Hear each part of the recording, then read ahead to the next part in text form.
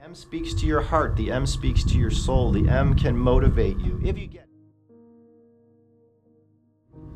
Hey guys, it's Steve Huff from SteveHuffPhoto.com. I'm out taking a walk on this beautiful day. Here we are like past mid-January and it's like 76 degrees here in Phoenix. I'm a little warm in my long sleeve shirt. I thought it was going to be cooler out, but I was taking a walk because I'd like to talk about using cameras that motivate you and motivate you to go shoot, which in turn leads you to capture amazing images, better images. It also teaches you. But how can you be motivated to shoot if you're kind of in a slump or you just aren't that motivated? Some people buy gear, cameras I'm talking about. Some people buy gear to get the job done for professional work. I'm not really speaking to you, because professionals, you have to acquire gear that's going to work for you and gear that is reliable. And that's what Canon, Nikon, Sony is for to some extent, Olympus, Panasonic, even Fuji. What I want to talk about today, actually, is more... I want to talk today about cameras that inspire us. Cameras that are romantic, beautiful, you can bond with. And cameras, because of these things, that will motivate you, inspire you, make you want to wake up early and go out and shoot. Not all cameras do that, at least for me. I have access to some of the best cameras ever made. And for 10 years, I've reviewed so many cameras. And when you get cameras sent to you week in, week out, it can lead to burnout. You can be like, wow, you know, all these cameras and they're all taking beautiful images. And then you have to write about them. In my case, write about them. Some cameras I review or I test and use and I don't write about them because they don't motivate me or there's something I don't like about them. And then some cameras I rave about because of various reasons. I will jump right in and say it's been probably 6, 7, 8 months since I've owned a Leica. That was the SL. It's been 1.5 years since I owned an M. The last M that I owned was the MD, the model without the LCD on the back.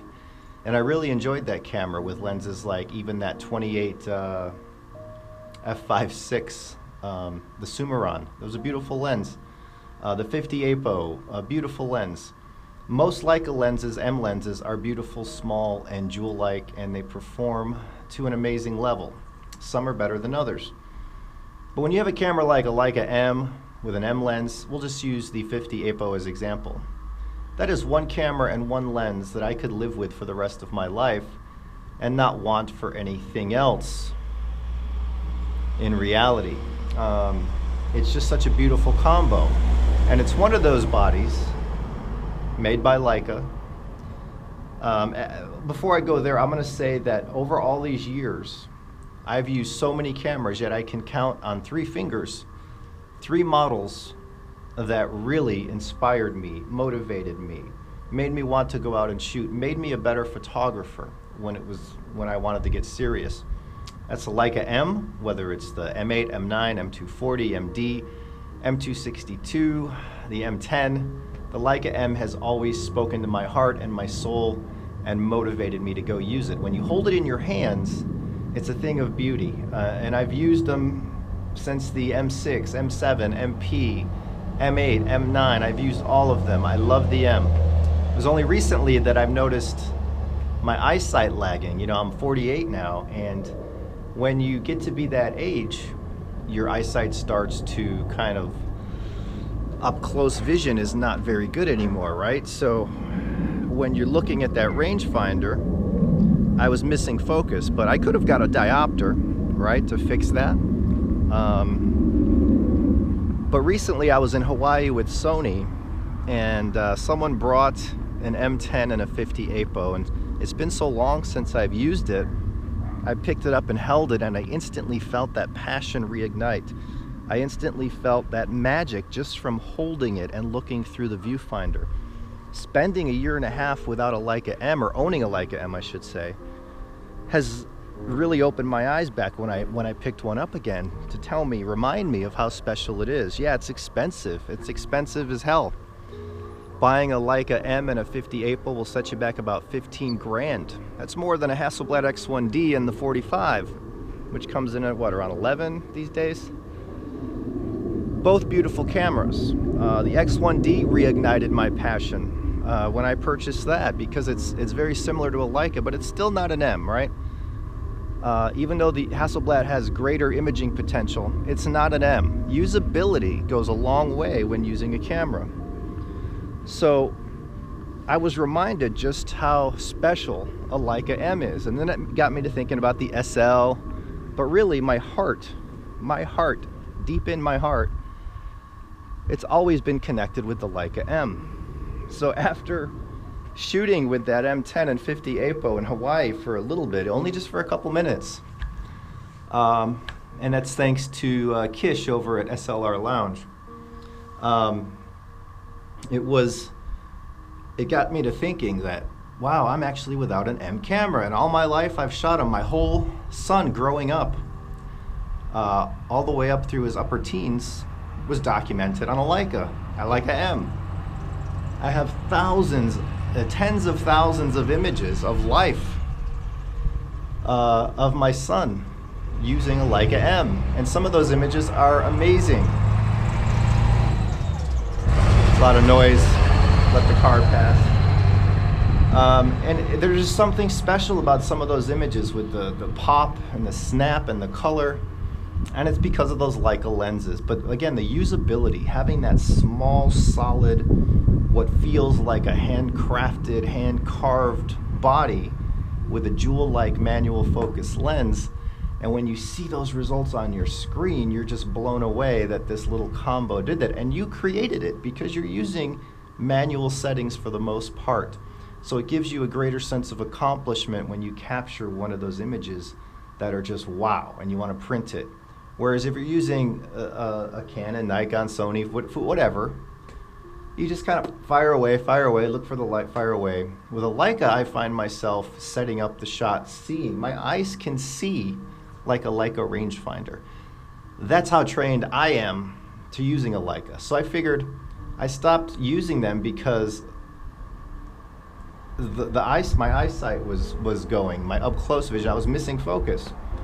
And then I remembered, why didn't I just buy a diopter to put on? You know, that was silly. I think a part of me also wanted to save some money.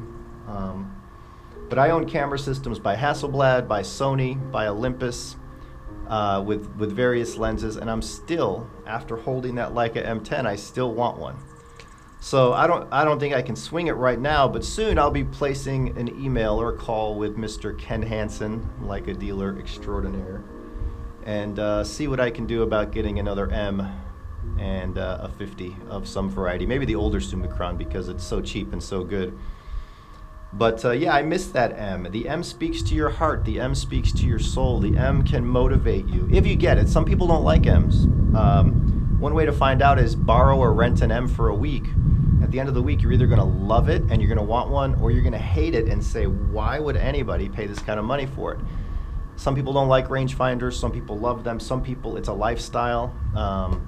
For me, I've been dabbling with Sony, Olympus, Fuji to some extent, little Canon M6 mirrorless that I use now for vlogging, but I'm using a GoPro right now. But the M is one photographic tool, and it does speak to your heart, my friends. Shooting an M with one lens for a year, say a 35 or 50, will improve your skills as a photographer. It really does. I wrote an article about that 8 years ago, maybe, shooting a 35 with an M for a year. I'm thinking about doing this, basically dumping everything and just getting an M10 and a 50mm and only using that for a year. I'll keep my video cameras to do vlogs and videos, but I'm seriously considering that, guys. I don't know, what do you think? What do you think? Do you think I should dump it all my gear, and just have a Leica M and a 50 and document that for the next year, as well as review other cameras? I'm not saying no longer review cameras, I'm saying for my personal use. There are limitations to the M, of course, but you can learn to deal and work around those limitations. So I think I might go that route. What do you guys think? What do you think of the M? Do you think it's overpriced, hyped garbage, or do you think it's an amazing life camera like I do? Let me know your thoughts, and I'll see you soon. There will be some new videos coming in the next week or two, and many more for 2018. So thumbs up, like, and subscribe. Much more to come. Bye.